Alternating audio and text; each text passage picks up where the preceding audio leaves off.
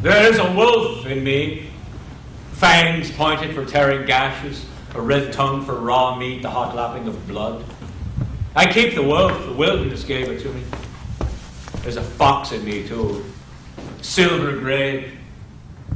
I sniff, I guess, I circle and I loop and I double cross. I break into the hen houses, steal all the chickens, hide the feathers. Oh, there's a fox in me. And a fish too. I know I swam with shoals of herring, blue water spouts with the porpoises before the land was. And there's a boar in me as well. A machinery for eating and grunting. And an eagle and a mockingbird. I have a whole zoo inside of me. The words of Carl Sandburg. So it was. Finn McCool was raised far away from the society of men. His first lullabies was the sound of the rain upon the bothy, the sound of night birds. His companions, as well as his aunts, was every creature that flew and swam and slithered and ran, and in time he knew all their names and all their tracks and could mimic all their calls. When he was 3, he could climb trees like a squirrel. He could swim like an otter. Bovmail trained him in language, drew forth his words, taught him the wisdom in dreams, told him stories about his father, taught him poems, and Leith Lucre taught him how to fight.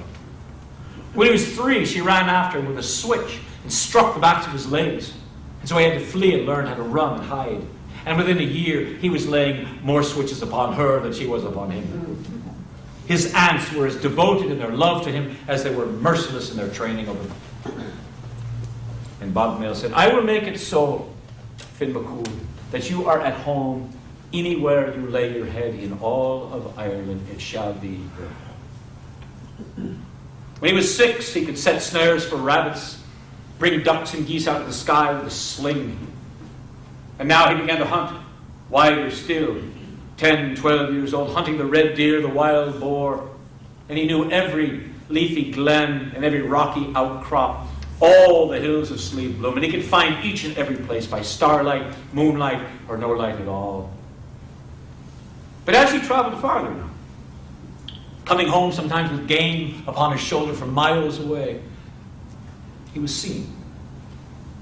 For even in the wildest of places, isn't it true that people sometimes pass? A shepherd looking for sheep, a cowherd in search of a lost cow, and sometimes they would see this stalwart youth, this fair-haired youth, moving swiftly through the woods with game upon his shoulder.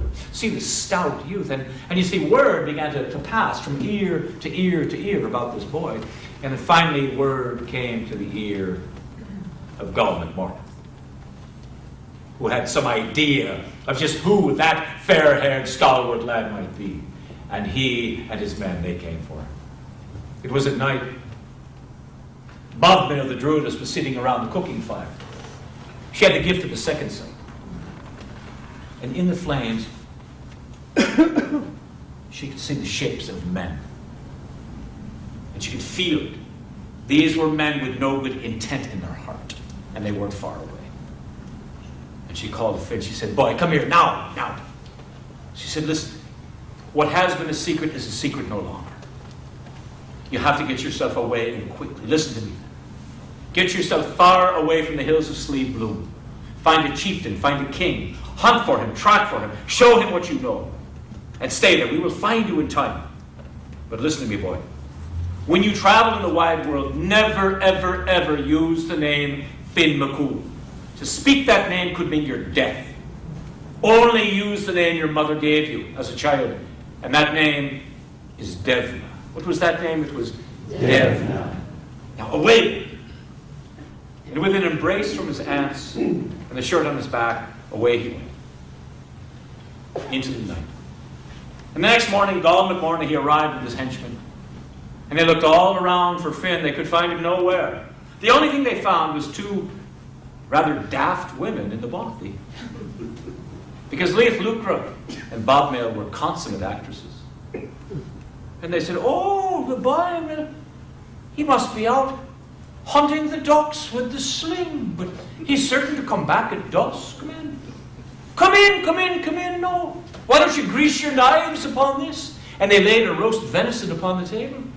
And what do you think that men who had been tracking someone in the woods all night long would do? They bloody well sat and ate it, didn't they?